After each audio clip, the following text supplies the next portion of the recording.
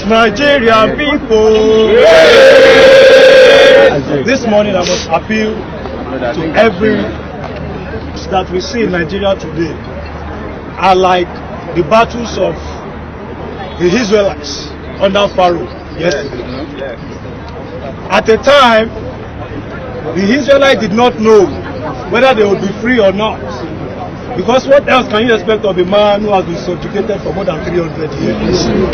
But one day, freedom came, and the tyranny of Pharaoh was no more. And that is the message that I want to send across to every right-thinking, every well-meaning, and every conscientious Nigerian has that.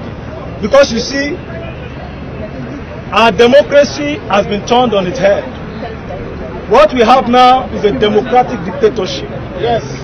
Our civil rights, our freedoms are daily being suppressed. And Nigeria has now turned into a festering scar. But you can see all the distractions around. All these distractions are there to make people think that you can decorate a wound that is festering. It is not possible. Not possible at all. In this country, we are no longer safe. In this country, we are no longer free. And in any country which practices democracy, where one of us is not free, then all of us are not free.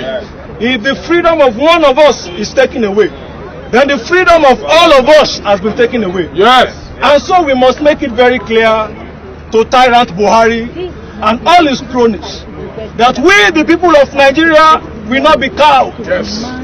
That the voices of dissent in this country will not be subjugated. Yes. That our clamor for freedom will not wane. Yes. That it wouldn't matter whether they mobilize 100 people against us or they mobilize thousands of people against us. We will stand regardless of our numbers to say that enough is enough. Yes.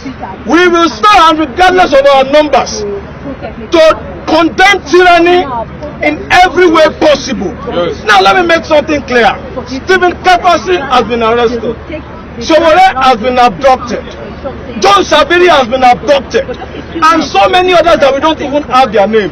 But you can see that despite these state-sponsored abductions, some of us are still here today. Yes. This is to show you the resilience of those that they call Nigerians. Yes. This is to show you the spirit of those that are true Nigerians. Yes. This is to tell you that no matter how much you try to confine the body of a man with strong convictions, his convictions will overcome. Sure. This is to tell you that no matter how much you try to suppress the voices of reason, you will never win. Sure. This is to tell you that even if you arrest 1,000 more Sowores, that 1 million more Sowores will rise. Yes. Because our battle is not a battle for ourselves. No. This is a battle for the soul of this nation. Yes. This is a battle for the survival of every Nigerian people. Yes. This is a battle for posterity. Yes. This is a battle for liberation. Yes. And so we must make it very clear to our oppressors that it would never matter whether they mobilize the prison service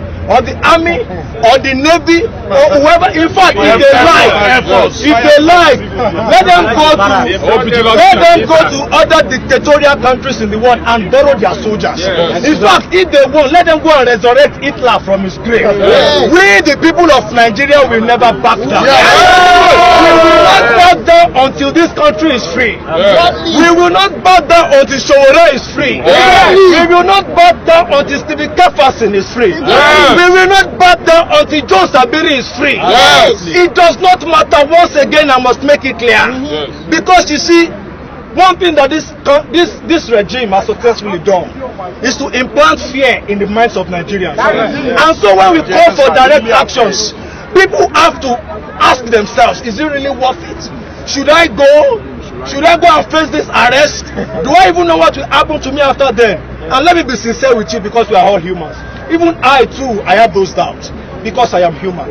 But for being here, I want to send a message to other Nigerians that in the face of all these doubts, in the face of all these instruments of repression that you see around us, you must never give up your soul. The moment you keep silent in the face of oppression and suppression, then you have sold your soul to the devil. The moment you keep silent in the face of tyrants like Buhari, the moment you keep silent in the face of state-sponsored abductors like the DSS, you give up your freedom for people who are worth less than nothing.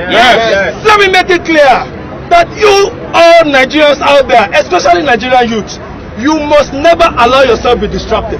You must never allow your soul and your will to fight for freedom be taken away from you. Because when we are not free, then there can be no justice for humanity. When we are not free, there can be no peace in our community. When we are not free, even the rich is poor.